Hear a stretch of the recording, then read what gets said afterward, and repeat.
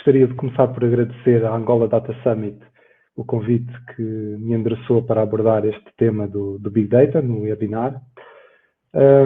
Vamos ver na sessão de hoje o que é o Big Data, para que é que serve, que desafios é que enfrentamos quando trabalhamos com Big Data. Vamos entrar um bocadinho de uma forma académica no Advanced Analytics e vamos ver também alguns exemplos que as empresas utilizam Big Data.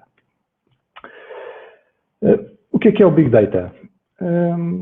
Quando procuramos definições de Big Data e vamos à internet, somos bombardeados por chavões como, por exemplo, informação digital, tecnologia, analítica, cloud, e todos estes chavões, no fundo, ajudam-nos a definir aquilo que é o Big Data. Se nós repararmos no nosso dia-a-dia, querendo ou não, acabamos por deixar sempre uma pegada digital com as ações que vamos praticando no dia-a-dia. Por exemplo, quando vamos ao Facebook, quando estamos nas redes sociais, no Twitter, por aí fora, quando consultamos o nosso telemóvel, quando fazemos uma transação com um cartão num POS, é recolhida esta informação pela entidade bancária, quando fazemos compras online, até quando entramos numa loja e estamos a assinar um contrato com uma empresa de telecom ou com um banco e estamos a preencher informação, esta informação vai ficar registada e vai ficar guardada a algures num sistema. E, portanto, é inevitável deixarmos uma pegada nas ações que fazemos no mundo de hoje. Temos que também, para falar de Big Data, ter atenção e recuar um pouco no tempo para vermos a evolução tecnológica que tem ocorrido. E não precisamos de recuar muito, basta recuarmos 40 anos e, por exemplo, quando eu era mais novo, usava aquele telefone vermelho que vem aqui para fazer chamadas para os meus amigos. Hoje em dia toda a gente praticamente tem um smartphone que usa para fazer chamadas e tirar fotografias, mas que tem lá dentro um microcomputador mais potente do que aquele que foi usado pela NASA para chegar à Lua, por exemplo. Temos também evoluções ao nível da social media. Apareceram as redes sociais que nos permitem interagir remotamente com pessoas em todo o mundo. Há também imensos desenvolvimentos na Internet of Things. A Internet of Things é algo muito interessante que, à custa também de sensores, vai permitir capturar informações de uma série de devices que nós usamos no nosso dia-a-dia, colocá-los na rede, na internet, e de alguma forma permitir captar informação. Em 1990 apareceu a World Wide Web, que nós começámos a utilizar para registar informação, fomos colocando informação, sem saber muito bem porquê. Depois começaram a aparecer motores de pesquisa que nos ajudam a procurar esta informação toda que fomos lá colocando. E hoje em dia a informação que lá está disponível para ser utilizada de forma comercial por uma série de empresas. A cloud vem-nos trazer também imensa capacidade de storage de informação. Quando eu era mais novo e andava na faculdade, guardava toda a minha informação naquela disquete que vem ali. Aquela disquete tinha de espaço 1,44 megas. Uma fotografia que nós tiramos hoje com o nosso telemóvel não cabe naquela disquete. Portanto, o mundo está em constante mudança. O que é então o Big Data? Gartner define o Big Data como ativos com grande volume, velocidade e variedade que necessitam de uma grande capacidade de processamento para conseguirmos extrair de alguma forma algum conhecimento destes ativos.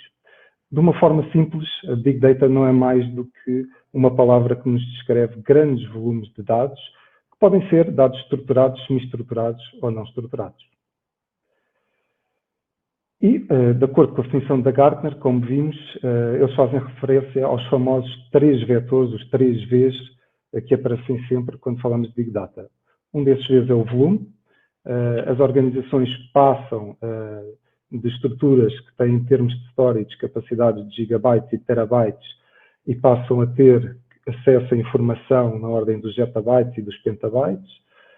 Temos a velocidade com que a informação é gerada e tem que ser processada. Tipicamente, nos dias de hoje, nós processamos a informação em batch, em fim de dia, e obtemos os resultados no dia seguinte. Cada vez mais a informação é gerada em real time e nós temos que saber reagir em real time para propor propostas aos nossos clientes. E as bases de dados, a variedade que existe nas bases de dados das nossas instituições são os dados estruturados, normalmente guardados em tabelas, com chaves que nós conhecemos bem. E quando falamos de Big Data, temos que falar, se calhar, de utilizar dados como fotografias, vídeos, ficheiros áudio, que estão espalhados pela internet. Quando pensamos no volume e no espaço que a informação ocupa, rapidamente conseguimos constatar e verificar que passamos de um universo de dados estruturados que residem nas bases de dados, por exemplo, no caso de uma instituição financeira, transações de crédito, transações com cartões, registro de operações e registro de dados de onboarding. Depois damos um salto para a informação semi-estruturada, que é guardada ao nível de plataformas de CRM, materiais de PPT, campanhas, e-mails, e por fim, a informação que reside nas redes sociais, que é gerada a uma velocidade e que tem um volume enorme. Portanto, rapidamente constatamos que para usar Big Data vamos necessitar de ter grande capacidade de volume à medida que aumentamos a complexidade dos dados que queremos processar. Depois existe também o tema da variedade. Os dados e a informação que nós trabalhamos são, na sua natureza, muito variados. Vão desde os que residem nas tabelas das instituições, que estão organizados e que têm formatos bem conhecidos, para formatos semi-estruturados, como, por exemplo, o XML e o e-mail, onde nós, por exemplo, conseguimos olhar ainda para um endereço de e-mail e conseguir fazer aqui alguma chave de ligação com a nossa informação, ou palavras-chave que se encontram no corpo do e-mail e tentar com estas palavras, como número de conta ou número de cartão, colar com a informação que queremos trabalhar, para dados não estruturados, que são, por exemplo, uma fotografia que alguém postou numa rede social e que é complexo associar esta fotografia a algo que queremos trabalhar na informação que queremos processar. Por fim, temos a velocidade, e a informação hoje em dia é de facto gerada numa velocidade impressionante. Neste slide, constatamos, por exemplo, que em cada minuto de cada dia de 2019 foram gerados, por exemplo, em média, 511 mil tweets por minuto, é feito o download de 390 mil apps por minuto, na Google pesquisam cerca de quase 5 milhões de pesquisas por minuto, e, para termos uma noção, até com os e-mails que nós tipicamente trabalhamos, em média, estima-se que cada pessoa recebe por dia 88 e-mails e envia 34. Isso significa que são mais de 200 bilhões de e-mails que são enviados por minuto em todo o mundo. Atualmente, para termos também uma noção da velocidade com que a informação é gerada, são produzidos 2,5 quinquilhões de bytes. A IDC prevê que a nível mundial estes valores cresçam de 33 zettabytes por ano para 175 zettabytes por ano. E para termos uma noção da dimensão daquilo que estamos a falar, os grãos de areia que existem no planeta Terra não seriam suficientes para caber neste número. 1 zettabyte é 1 com 21 zeros à direita.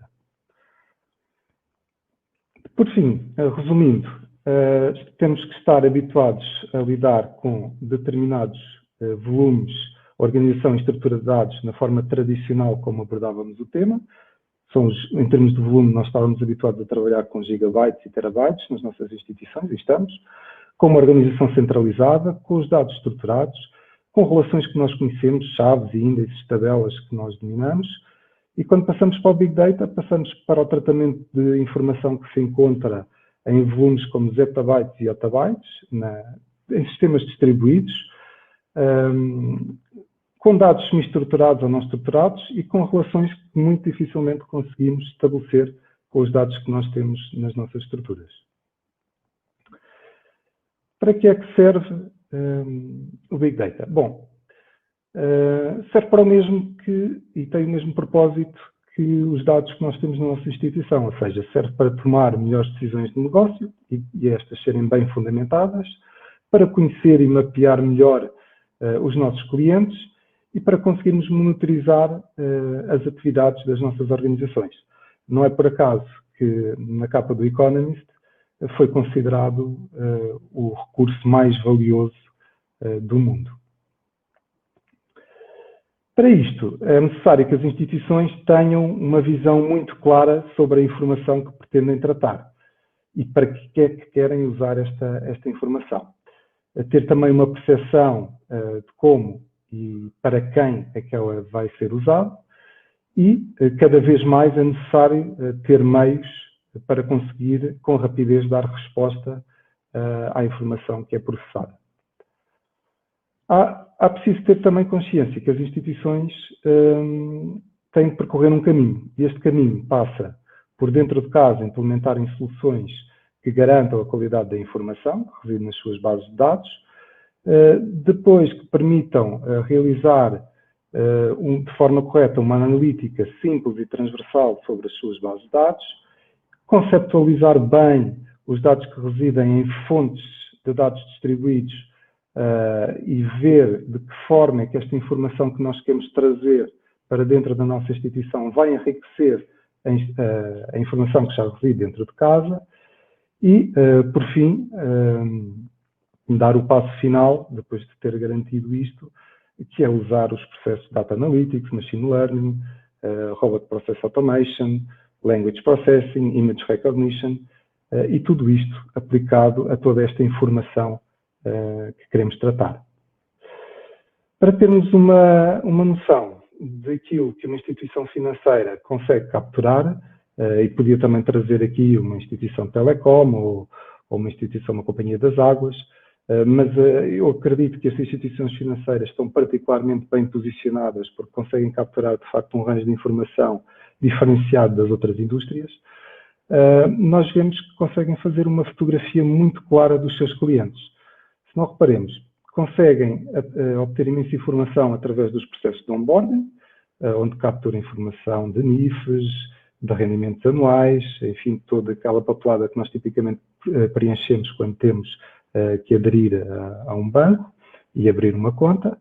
Conseguem capturar toda a navegação que nós fazemos no site da instituição bancária, conseguem ver padrões nas transações que nós realizamos, porque cada vez que nós realizamos uma transação com um cartão, ela é capturada pela instituição financeira e consegue inclusive saber em que loja é que nós efetuamos a compra, sabe qual é que é a carteira de produtos que nós temos com ela, consegue ir às redes sociais obter alguma informação adicional, consegue, através das plataformas de CRM, interagir e ir guardando todas as interações que vai tendo com o seu cliente, tem capacidade com o Data Analytics de entender a rentabilidade que o cliente lhe gera e ainda consegue obter informações de outras instituições de crédito, ligando-se a centrais de risco de crédito, por exemplo. Portanto, nós conseguimos, numa instituição financeira, criar uma fotografia muito, muito real daquilo que são os nossos clientes. Podemos ver aqui um exemplo de como podíamos utilizar esta informação. Vejamos, um cliente podia ir a uma loja e comprar uma mala de viagem, comprar um fato de banho, uns chinelos, capturamos esta informação através das transações, através do pagamento com cartão que o cliente faz na loja. Depois poderíamos ir às redes sociais e verificamos que este cliente gosta de viajar, que está a visitar páginas de países com praia ou de agências de viagem e anda a pesquisar informação relativamente a isto. Podíamos, com a analítica dentro da nossa instituição, utilizar esta informação que reside dentro de casa e a informação fora e capturar e ver que clientes têm este tipo de comportamento, que tipo de ações é que costumam praticar e detectar praticamente em real time que temos aqui uma oportunidade de sugerir a um cliente, por exemplo, um crédito de 6.000 euros para realizar esta viagem. E podíamos entrar em contacto através de ferramentas de CRM, com o gestor de conta, com e-mails, SMS, antes que ele se dirija a outra instituição ou que até a própria agência lhe proponha um crédito para ele fazer esta viagem. E depois ainda tínhamos a oportunidade de cross-selling, poderíamos aqui fazer uma venda de um seguro também em cima desta oportunidade. Passamos agora para os desafios. Os desafios que nós enfrentamos no Big Data são sobretudo os desafios em termos da qualidade da informação, da proteção de dados e da forma como podemos utilizar estes dados. No que diz respeito à qualidade de dados, temos que ter a noção de que se tivermos variáveis mal preenchidas nas nossas bases de dados, ou às vezes nem sequer estão preenchidas, e depois queremos fazer análise, isto vai ter um impacto muito grande. Porque, no fundo, se temos lixo à entrada, vamos ter lixo à saída. Vamos ter que também tratar múltiplos formatos, que muitas vezes não estão standard, e vamos ter sobreposição de informação, que muitas vezes também tem o mesmo significado. Portanto, temos de ter atenção a estes temas todos quando falamos de qualidade de dados.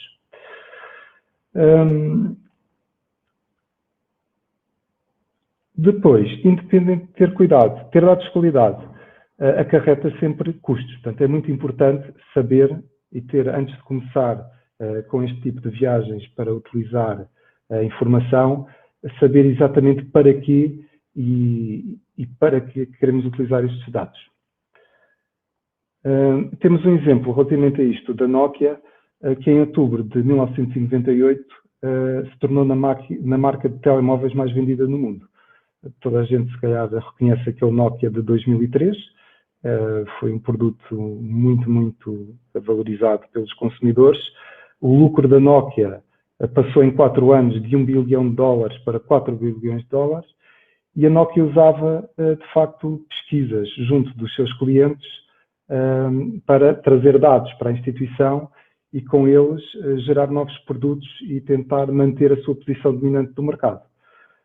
O que é que cometeu um erro crasso nestes inquéritos que fazia aos seus clientes, porque era uma empresa mais virada para hardware, não se apercebeu que, entretanto, houve uma mudança de paradigma no ano 2000 e que os clientes valorizavam mais ter software e apps nos telefones do que propriamente ter um telefone robusto para fazer chamadas.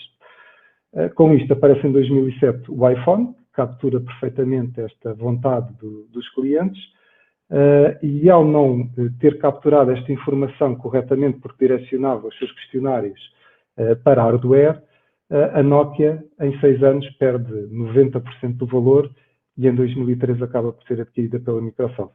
E hoje em dia já ninguém se recorda da Nokia no mundo dos telemóveis. Portanto, se queremos dar um salto para o futuro, para modelação estatística e preditiva, temos que cuidar da nossa informação, que é tipicamente histórica e incompleta, e que por vezes também é mal carregada na origem. E identificar a informação e as respectivas fontes externas com o qual faz sentido enriquecer as nossas bases de dados. Passando ao desafio da proteção de dados, sabemos que cada um de nós possui informação que não se importa de partilhar com terceiros. Possuímos dados pessoais que partilhamos, aliás, nas redes sociais com muita facilidade e que muitas vezes partilhamos só com pessoas que confiamos, e temos dados sensíveis, dados que não gostamos nada porque só nos dizem respeito a nós que outras pessoas conheçam. Por exemplo, dados relativos à religião, à vida privada, à saúde, são temas muito sensíveis que devem ser endereçados de forma particular. E os cidadãos têm direitos. Portanto, existem uma série de direitos que estão garantidos, nomeadamente o direito de aceder a dados pessoais, de ser esquecido, portabilidade de dados, direito de ter informação correta, de restringir o acesso à informação. E se virmos um pouco por todo o mundo, portanto, isto são dados das Nações Unidas, verificamos que 66% dos países em todo o mundo têm já legislação relativamente ao tema da proteção de dados. Angola faz também parte destes 66%. Temos 10% dos países num verde mais claro, que vemos aqui no gráfico, que têm já drafts de legislação. Apenas 19% dos países, a laranja, que não têm qualquer tipo de legislação. Angola, no seu Código Penal, tem já leis que regulam os cibercrimes, a proteção de dados e a privacidade das pessoas, que regulamentam as transações online e também regulamentam as tecnologias e os serviços que são disponibilizados online. Como é que nós podemos ultrapassar este desafio? É obtendo permissões. É, de facto, em primeiro lugar, obter o consentimento por parte dos cidadãos conseguimos garantir este consentimento de forma legal e guardá-lo nas nossas bases de dados, de forma a que, se formos auditados, podemos demonstrar como é que foi obtida esta informação, quem é que registou e que ela de facto está válida. Para termos uma ideia dos impactos que isto podem ter, por exemplo, aqui em Portugal, com o GDPR, uma empresa pode ser multada entre 20 milhões de euros a 4% do volume de negócios anual, qual destes dois for o maior, caso não cumpra estas regras. E, portanto, as instituições devem procurar garantir aqui um equilíbrio entre o não ser intrusivo na vida das pessoas e, ao mesmo tempo, conseguir utilizar a informação que está disponível e que está autorizada pelos seus clientes para o cativar. Por fim, passamos para o último desafio, que é a utilização de dados. Para utilizarmos os dados, as instituições devem, de facto, ter uma preocupação em eliminar silos de dados. Nós sabemos que, muitas vezes, fruto da evolução histórica que vamos tendo nas nossas empresas, vamos tendo várias aplicações, vamos criando vários depósitos de dados, muitas vezes com o mesmo significado, e devemos procurar ter arquiteturas de dados que são uma fonte única de verdade, onde toda a gente vai buscar a mesma informação e que ela tem o mesmo significado transversalmente na instituição. Devemos criar capacidades analíticas nas equipas das instituições de acordo com as prioridades do negócio. Estes, como referi anteriormente, estes projetos são tipicamente projetos caros e é obrigatório terem dentro das instituições sponsors fortes e é necessário criar equipas multidisciplinares. Porquê? Porque para trabalhar dados em Big Data nós vamos ter que reunir uma série de competências, habilidades analíticas, com capacidade de criar novos métodos, de reunir, interpretar e analisar dados. Vamos ter que ter pessoas com conhecimentos matemáticos e estatísticos, conhecimentos informáticos de programação em novas linguagens, como o Python, conhecimentos do negócio e conhecimentos legais, como acabamos de ver. Só assim que as instituições vão conseguir fazer esta viagem de transformar os dados em informação, de forma a conhecerem melhor os clientes, ajustarem a oferta à procura, potenciar oportunidades de cross-selling, gerir e identificar melhor possíveis riscos e fraudes e definir estratégias de negócio apoiadas, evidentemente, no conhecimento. Tipicamente, as instituições financeiras usam a informação para a criação de relatórios, que depois são distribuídos pelos balcões, pelo middle management, pelo top management, para analisar taxas de abandono dos seus clientes, para construir visão 360 dos clientes, para otimizar custos, facilitar também processos de detecção de fraude e gestão de risco, para implementar campanhas de marketing, segmentar bem os conhecimentos, os segmentos dos clientes e analisar o sentimento que os clientes têm relativamente à instituição. E agora entramos num campo diferente, mas que também é fundamental para conseguirmos, de facto, tirar o proveito de toda esta informação. Nós estamos muito habituados a escrever a informação e depois e usar queries ou acessos a estes dados para ir buscar sempre que necessitamos e temos que passar a analisar a informação de uma forma em que conseguimos prever os acontecimentos. Nós já falámos da recolha dos dados, dos desafios que estão relacionados com esta recolha, já abordámos também os temas relacionados com a organização da informação. E vamos agora falar um pouco desta identificação de padrões e outras informações que podemos extrair dos dados. Para isto, temos que enverdar pelas disciplinas do Artificial Intelligence. Vamos ter que entrar em disciplinas como Machine Learning, Language Processing, Speech to Text e Text to Speech, Image Recognition, Robot Process Automation. Trago aqui um pequeno exemplo. Podia ser com outro tipo de disciplinas, mas um pequeno exemplo de Machine Learning. Machine Learning não é mais do que um ramo da inteligência artificial com o qual podemos implementar processos que nos permitem fazer predições sobre eventos e obter insights sobre os dados. Vamos ver aqui um pequeno exemplo académico de como no setor bancário poderíamos desenvolver ou implementar um processo de machine learning para responder a uma pergunta muito concreta. Portanto, a primeira coisa que nós temos que fazer neste processo é criar uma pergunta muito bem definida. Portanto, neste caso, poderíamos perguntar qual é a probabilidade de um cliente da minha instituição vir a entrar em incumprimento. O passo seguinte será o de identificar dentro da minha base de dados e fora dela que variáveis seriam relevantes para poder responder a esta pergunta. E aqui temos que ser um pouco abertos. Portanto, por vezes nós podemos pensar que há variáveis que são estas que vão influenciar a resposta à pergunta e ao não colocar variáveis que achamos que não têm impacto, podemos falhar depois na nossa previsão. E às vezes acontece que variáveis às quais não damos importância têm impactos muito grandes na resposta às perguntas que queremos colocar. O terceiro passo passa pela caracterização.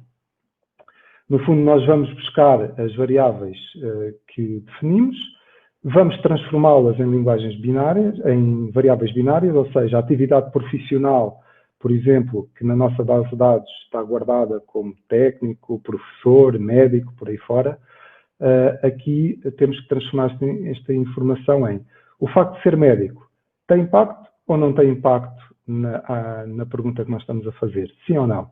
O facto de ser um engenheiro vai ter ou não vai ter impacto na resposta à pergunta?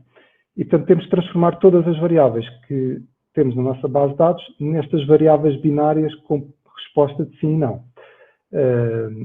Juntamos esta informação numa base de dados e caracterizamos desta forma os clientes que queremos segmentar. De seguida, vamos ver que dados são relevantes. E para isto, vamos ver qual é que é a correlação que estas variáveis que nós definimos têm entre si. Vamos verificar o correlacionamento também destas variáveis com o facto de estarmos em incumprimento ou incumprimento. Vamos ver se os dados são estatisticamente válidos.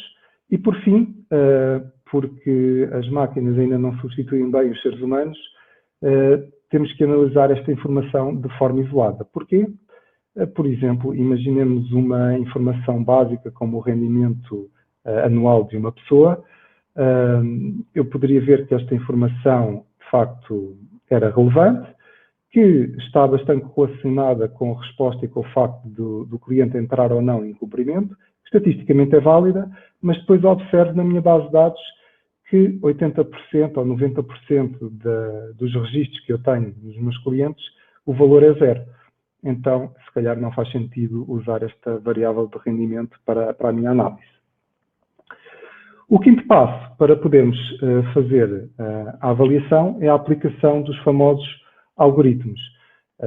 Eu trago aqui 3 algoritmos, 2 deles muito simples, a regressão logística e o QNM. O Random Forest já é um algoritmo mais complexo e mais usado, mas os outros 2 ajudam-nos rapidamente a perceber como é que o Machine Learning vai funcionar.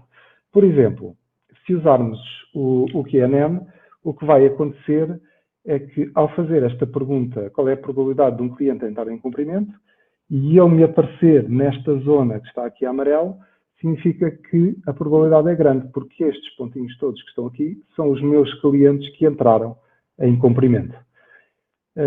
Se essa bolinha aparecer aqui em baixo, então os meus clientes que estão a cumprir, eu estaria aqui e então a probabilidade deste cliente cumprir, de acordo com as suas características, era elevada.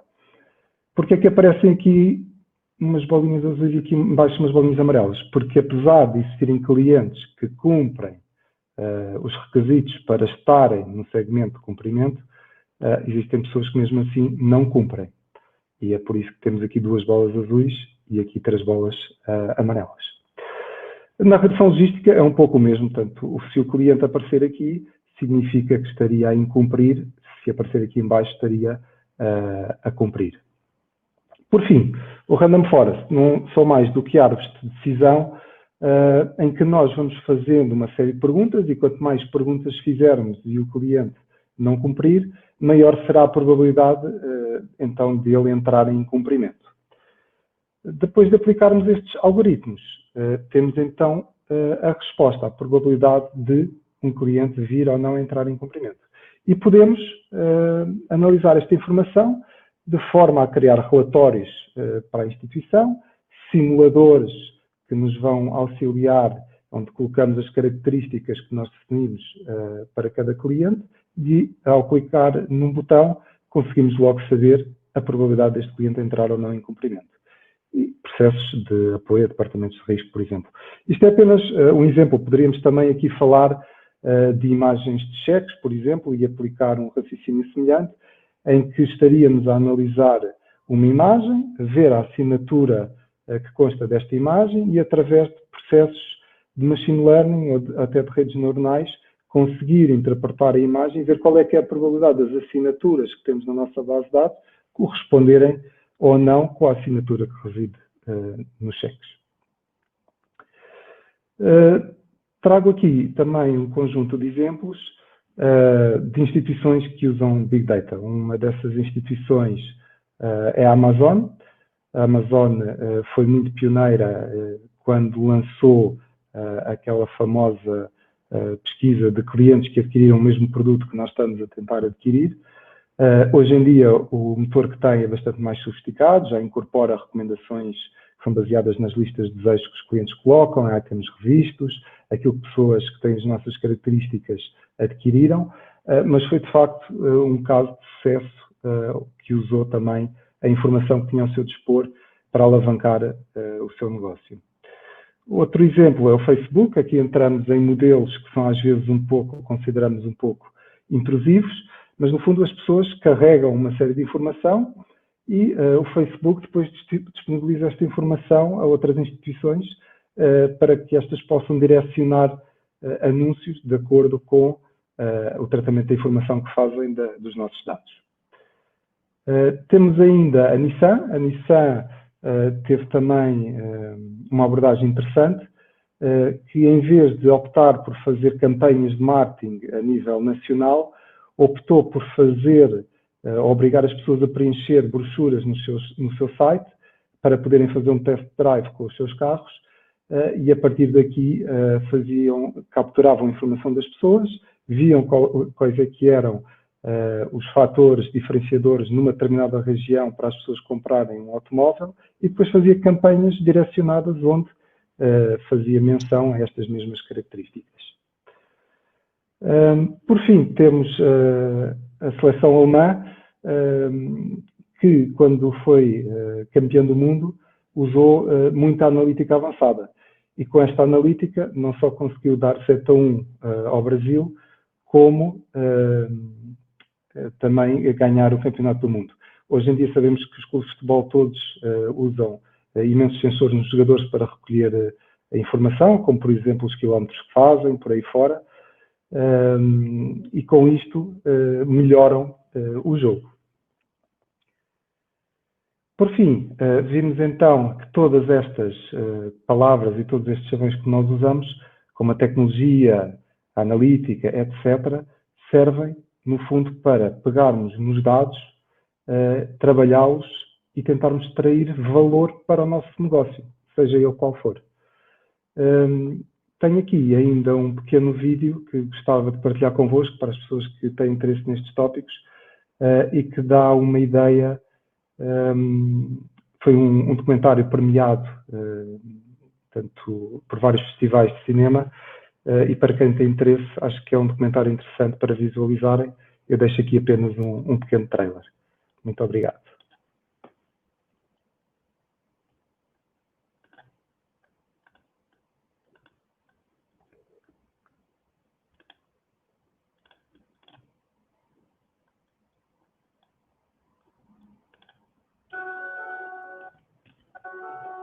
All these devices and machines and everything we're building these days, whether it's phones or computers or cars or refrigerators, are throwing off data. Information is being extracted out of toll booths, out of parking out of internet searches, out of Facebook, out of your phone.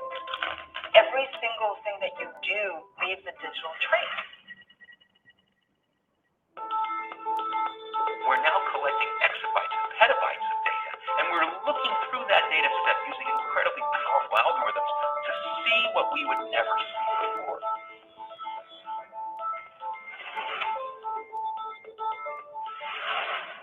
The whole world is being recorded in real time. It's the data that creates understanding and knowledge.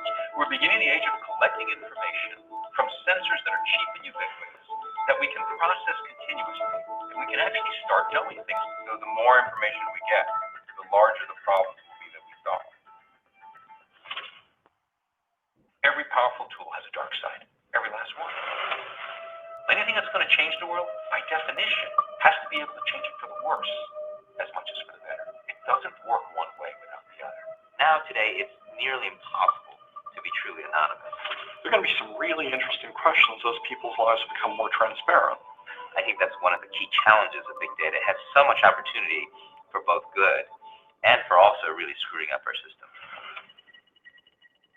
I don't think it's an issue of climate change or health or jobs. I think it's all issues. What we're going to have to do is think as a community. There's so much chance to improve the quality of life.